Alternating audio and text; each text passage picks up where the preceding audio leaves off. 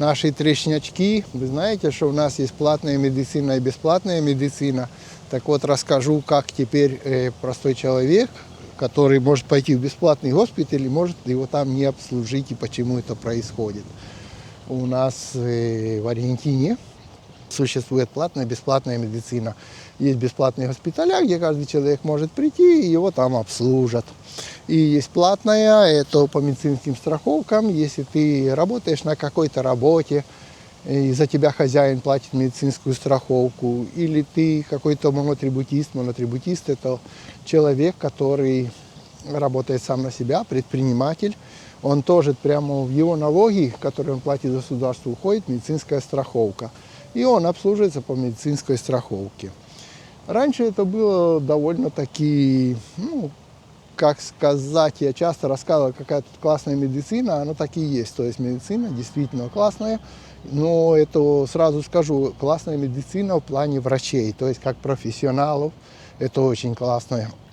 В плане организации, о том, как государственную медицину содержит правительство, это, конечно, отдельный разговор, тут совсем не так, как профессионализм самих врачей. И так как государство поставило эту медицину, во всяком случае нынешнее правительство поставило эту медицину раком, в плане того, что спасайся кто может, как хотите, так и зарабатывайте. Я даже показывал как-то недавно в бесплатном госпитале, поставили столики и начинают продавать всякую продукцию.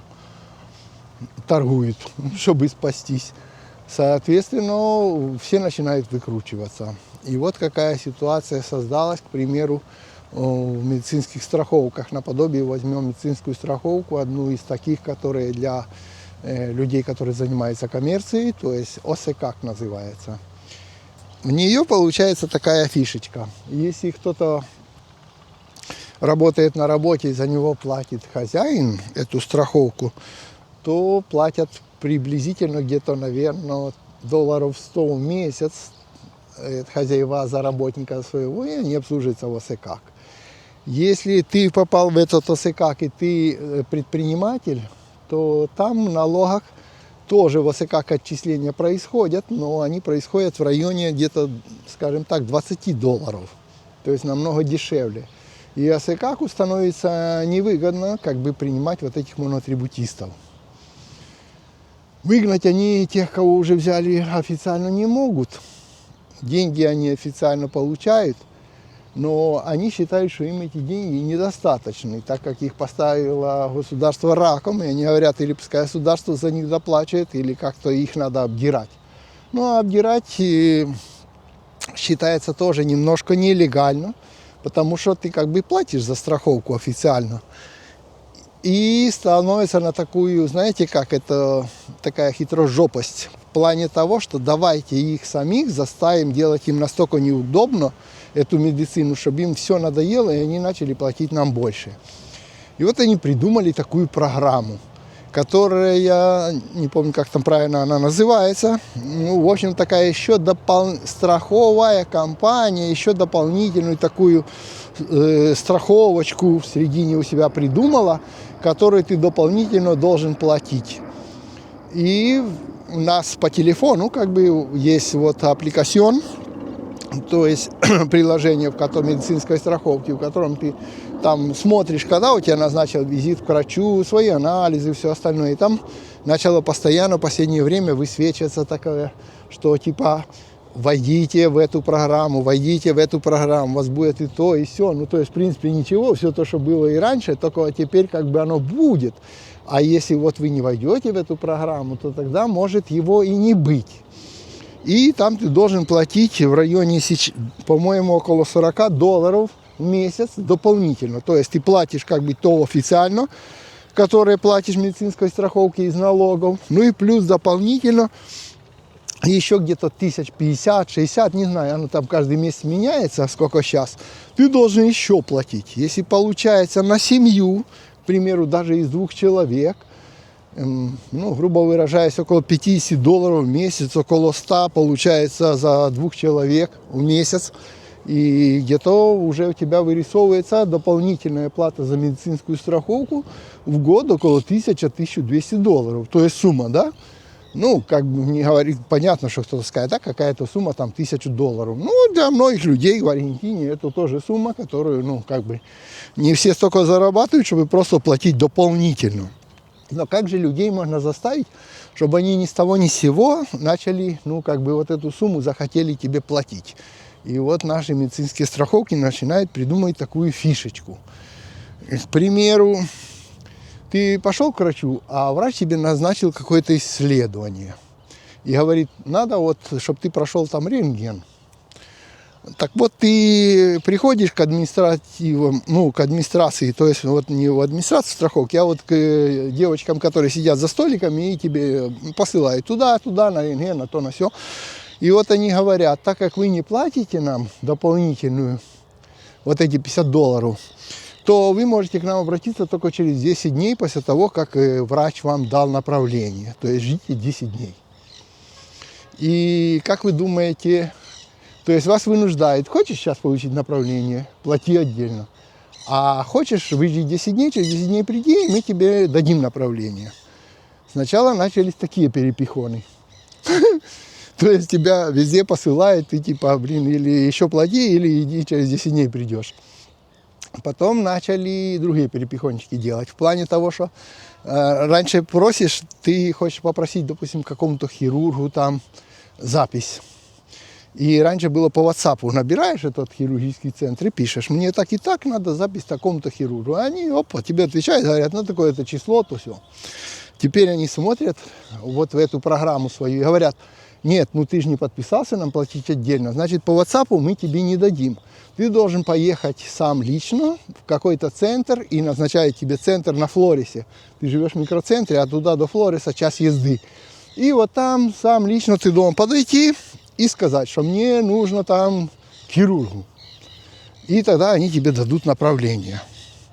То есть вот когда тебе надоест ездить вот так туда-сюда, то ты типа начнешь платить. Или тебе надо снять какие-нибудь швы. Самое смешное после хирурга. Тебе хирург говорит, вот я тебе сделал, вот швы, пойди к секретарше, пускай даст тебе ко мне, типа, чтобы ты пришел через 10 дней, и мы тебе снимем швы, бо мы тебя зашили. Ты приходишь, говоришь, они говорят, не, ты должен поехать в конец другого конца города, там тебе дадут направление. Ты приходишь, получаешь там направление, даже если ты поехал, у тебя раз посмотрел, ага, число в телефоне высвечивается, допустим, такого-то числа в конце мая там или когда, ты будешь там снимать швы или через 10 дней. Ты думаешь, ну ладно, до этого я заплачу, потому что там по телефону платится, и пойду сниму. И как вы думаете, потом бах, смотришь через несколько часов, а там его нет уже, это место. А еще куда делось? Они говорят, а ты в течение 3 часов не заплатил, а если не заплатил, значит это пропало все. Я говорю, а кто предупреждал о том, что его надо заплатить в течение 3 часов? Ну, не знаю, сами должны знать. Типа так. Ну, езжай второй раз в этот центр. Приезжаешь во второй раз в этот центр, они говорят, да, ну, подожди, сейчас мы вот типа пошлем туда-то имейл, этот имейл оттуда ответит, тебе позвонят, и все, езжай домой, тебе нам через, но смотри, если придет, типа, извещение, через 3 часа заплати, хорошо. Раз тебе не приходит ничего, просто никто не звонит, и все.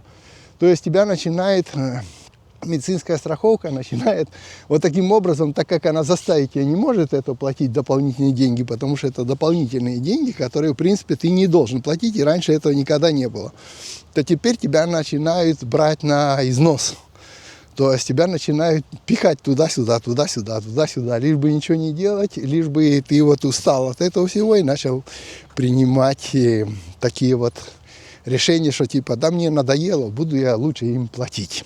Еще, типа, за то, что ты платишь само собой, а еще буду платить. И вот так начало во всем. К примеру, какая-нибудь там колоноскопия тебя посылает врач там. Раньше было так.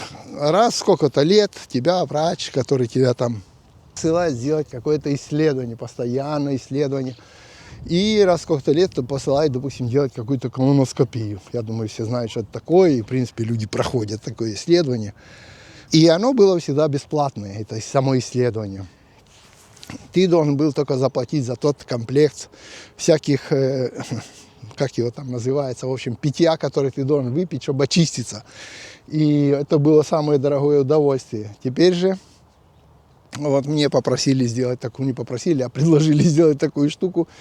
Дал это направление, они сразу тебя начинают предупреждать, говорит, слушай, ну мы начнем рассматривать типа твое направление, но ты согласен, что сначала, как только мы типа рассмотрим и дадим тебе, чтобы ты должен это делать, ты должен заплатить 130 тысяч, это $100. Я говорю, за что?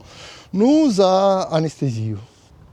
После того, как ты заплатишь $130 за анестезию, пойдешь, сдашь там анализы, за прием 50 тысяч у врача, поедешь в другой центр, который делает, и там заплатишь за саму процедуру. Я говорю, сколько? Ну, еще 170 тысяч. Я говорю, ну, а сколько приблизительно это все обойдется? Ну, говорит, где-то 1300. То есть то, что раньше было бесплатно, это теперь стоит где-то около 300 тысяч, то есть $250. Я не к тому, чтобы пожаловаться, ничего, я просто же рассказываю про жизнь в Аргентине. Многие люди, когда слышат, о, бесплатная медицина, о, бесплатное то, бесплатное все, там, образование. Но это было когда-то, теперь это все превратилось уже немножко в другую вещь. То есть уже не такую бесплатную. Сейчас потом отвечу на телефон, мне звонят. И так как я вначале сказал, почему я сказал, что типа не может простой аргентинец обслужиться в каком-то публичном госпитале. А вот почему. Раньше любой человек мог прийти в какой-то бесплатный госпиталь государственный и тебя обслужат. Ты тоже в порядке живой очереди должен выстоять очередь, чтобы тебя обслужили. Теперь же ты подходишь, тебя смотрят по номеру документа в компьютере и говорят, у тебя есть медицинская страховка. И мы, говорит, будем обслуживать тебя тогда, когда медицинская страховка за тебя заплатит, за то, что тебя здесь приняли врачи. Вы скажете, ну если есть медицинская страховка, нафига нам вообще идти типа как в бесплатный госпиталь? Да потому что в бесплатных госпиталях работают много профессоров, которые лучше знают, и они работают там или в каких-то частных центрах. И чем в той... Бывает так, что врачей в медицинской страховке такого качества нету, а в тех госпиталях есть. И раньше медицинская страховка платила, перечисляла деньги, те же, которые вы платите ей, за прием у врача в этот госпиталь. Теперь же медицинские страховки, как правило, наша и некоторые другие, отказались перечислять этим госпиталям. Говорят, обращайтесь к нам. Ты можешь рассказывать, ну как же, обращайтесь к вам, у вас нет такого специалиста. Да лампочки, и к нам обращайтесь. И вот какой есть, такой и есть специалист. А перечислять типа свои деньги другим госпиталям мы не будем. И вот получается замкнутый круг.